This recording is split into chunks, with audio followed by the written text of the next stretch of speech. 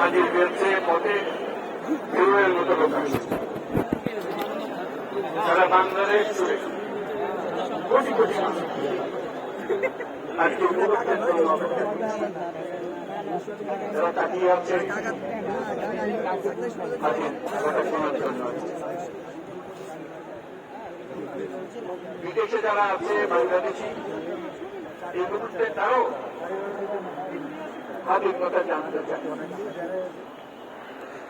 ওসমান হাদি, তোমাকে আমরা বিদায় দিতে আসি না এখানে, তুমি আমাদের বুকের ভেতরে আছো এবং চিরদিন বাংলাদেশ যতদিন আছে তুমি সকল বাংলাদেশির বুকের মধ্যে থাকবে, এটা কেউ ছড়াতে পারবে না। আমরা আজকে তোমাকে প্রিয়ভাবী বিদায় দিতে আসিনি, আমরা তোমার কাছে আমরা ওয়াদা করতে এসেছি,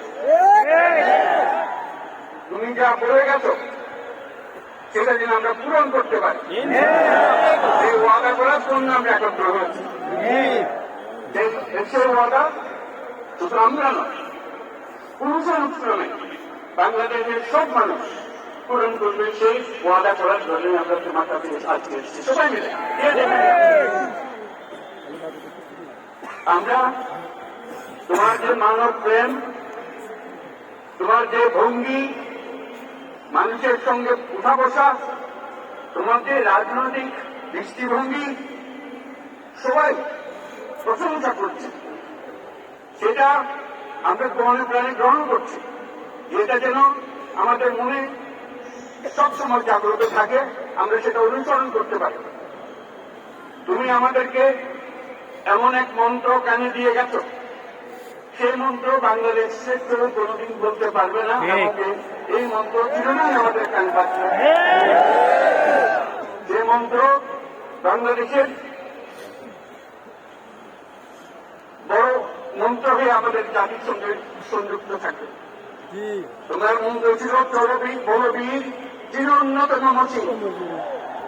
এই উন্নত মমশীলের যে মন্ত্র তুমি দিয়ে গেছ, সেটা সন্তানের, বাংলাদেশি সন্তানের জন্মলগ্ন থেকে যতদিন সে বেঁচে থাকবে নিজের কাছে বলবে বড়বীর চির উন্নত মমশীল, আমাদের শীল কখনো নত হবে না।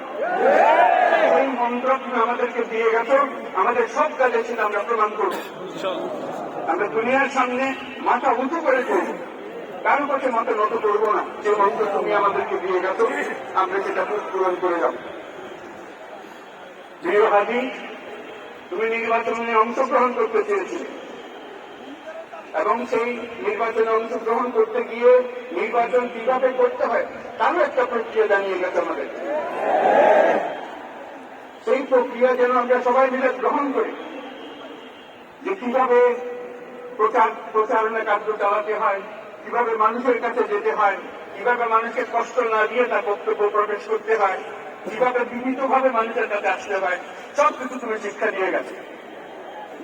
আমরা এই শিক্ষা গ্রহণ করলাম, আমরা এই শিক্ষা চালু করতে চাই। আমরা সবাই আমাদের জীবনে, আমাদের রাজনীতিকে এই পর্যায়ে নিয়ে আসতে চাই, যাতে হাদি আমাদের জীবনে স্পষ্টভাবে জাগ্রত থাকে।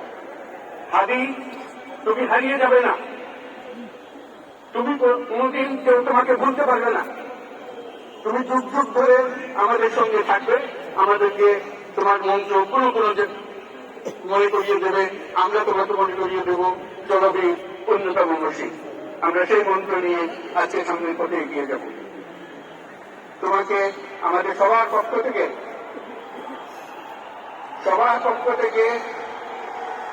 তোমার সঙ্গে ওয়াদা করলাম, আজকে তোমাকে আল্লাহর হাতে আমানত রেখে গেলাম।